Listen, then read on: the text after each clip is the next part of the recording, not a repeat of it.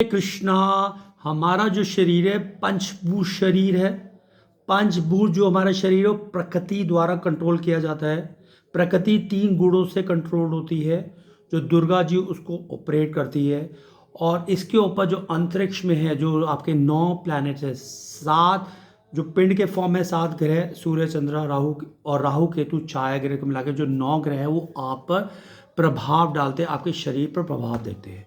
तो अगर आपकी D1 चार्ट में या फर्दर डिविजनल चार्ट में अगर आपका स्वभाव क्रोध का है तो और आपका पार्टनर या बिजनेस पार्टनर, कोई भी पार्टनर या कोई भी आपका फ्रेंड आपसे मित्रता करता और वो सौम्य स्वभाव का हो, वो क्रोध नहीं करता और आप उस दूसरे वाले को सिर्फ ये बोलते कि तू गुस्सा करता क्रोध, अरे उसका स्वभाव ही क्रोध का है।